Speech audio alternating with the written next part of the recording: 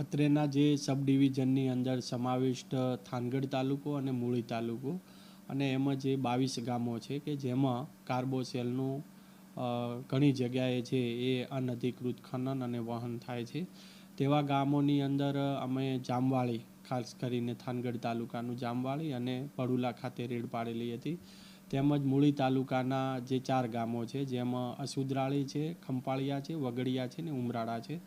આ જે ગામોની અંદર જે રેડ પાડી અને જે કાર્બોસેલનો ખનન અને વહન અનધિકૃત થાય છે તે બાબતે જે તપાસ હાથ ધરી છે. તેમાં જે ખાનગી સર્વે નંબરોની અંદર જે કૂવા ખોદવામાં આવેલા છે અનધિકૃત, તેમાં 3 પ્રકારની બાબતોની હાલ તપાસ થઈ રહી છે. એક કે એમાં પહેલી તો કોઈ પણ જમીન હોય એ જમીન ખેડૂતે ખાતેદારે ખેડવાની હોય છે, એના સિવાય બીજું કોઈ કૃત્ય કરવાનું હોતું નથી. તો એમાં બિનખેતીનું જે કૃત્ય થઈ રહેલું છે જે કલેક્ટર સાહેબની પૂર્વ મંજૂરી સિવાય થઈ શકે નહીં. તો એક તો બિનખેતીનું કૃત્ય જે થયું છે અનધિકૃત. બીજી બાબત એ છે કે આની અંદર જે પણ કોઈ ખનિજ છે, જમીનની અંદર જે ખનિજ છે, ખનિજ લેન્ડ રેવન્યુ કોડની કલમો મુજબ એ સરકારમાં નિહિત થયેલ છે, એટલે કે એની માલિકી સરકાર છે, નહીં કે ખાતેદાર.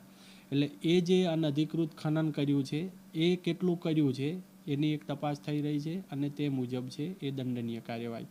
ત્રીજું છે કે આ જે બિનખેતી નથી કરાવી, બરાબર છે, તો એનું બિનખેતીનું જે કૃત્ય જે વર્ષથી ચાલુ થયું હોય તે વર્ષથી આજ દિન સુધી એ બિનખેતીના કૃત્ય બદલ પણ દંડ થશે. અને આ જે શરત ભંગના જે કેસો બને છે, શરત ભંગના કેસો કરી અને તમામ જે જમીન છે જમીન શ્રી સરકાર દાખલ કરવાની પણ કાર્યવાહી ચાલુમાં છે.